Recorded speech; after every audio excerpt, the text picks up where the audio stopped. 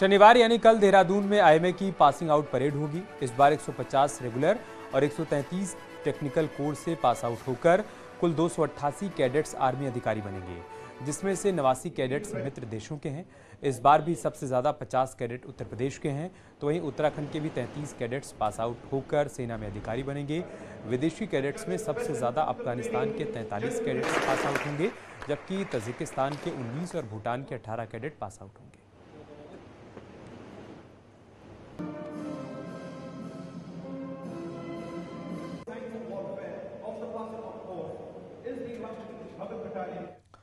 रुद्रपुर के संपर्क मार्गों पर जिला पंचायत के टोल बैरियर्स पर लोडेड वाहनों से शुल्क वसूली में मनमानी हो रही है।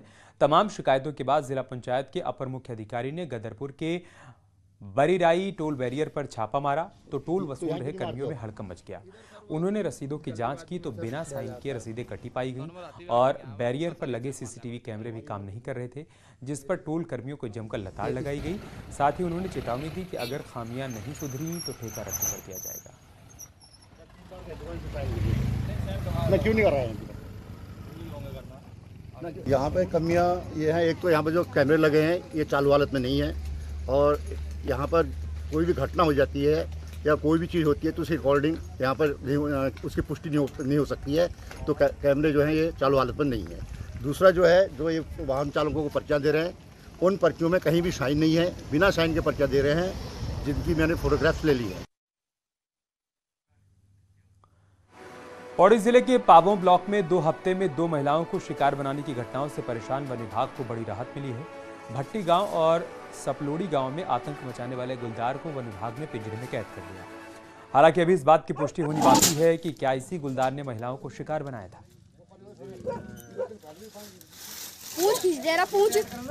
हमारी ग्राम सभा में सुबह आज 2 से 4 बाघ देखे गए हैं। मैं प्रशासन से ये चाहती हूँ कि हमारे यहाँ से इन पिंजरों को और वन विभाग को और शिकारी दल को ना हटाया जाए, जबकि उन बाघों को भी पकड़ा जाए, ताकि पता चले कि हमारे ग्राम सभा में कितने बाघों की संख्या है।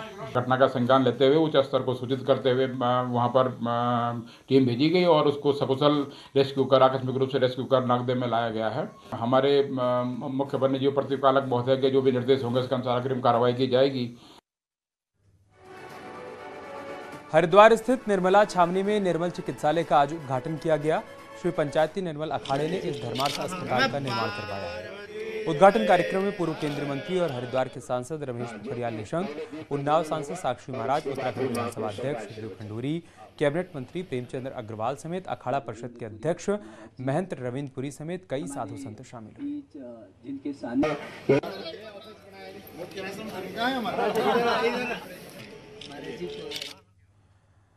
टेरी डैम की झील के पानी के उतार चढ़ाव के चलते सटे गांव में हो रहे भूस्खलन और भूधसाव के चलते स्थिति चिंताजनक बनी हुई है, जिसकी रिपोर्ट तैयार करने इन दिनों एक्सपर्ट कमेटी टिहरी के दौरे पर है।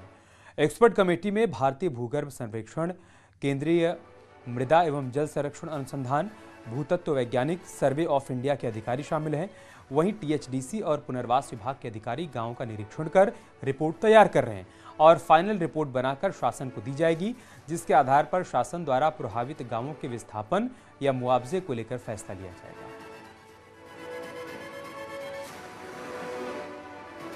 एक्सपर्ट कमेटी जो पॉलिसी के अनुसार फॉर्म हुई है, अभी जो नवीन कमेटी फॉर्म हुई है उसके मेंबर्स ने विजिट किया हुआ है और भी गांव से डिमांड आई हमारे पास पिछले 3-4 सालों में, तो इन सभी गांवों की विजिट कराई जा रही है और इनमें से जिन भी गांवों में इन कमेटी की रिकमेंडेशन होगी कि डैम की वजह से प्रभावित हैं ये और इनका विस्थापन या किसी प्रकार का कॉम्पनसेशन इनको दिया जाना चाहिए।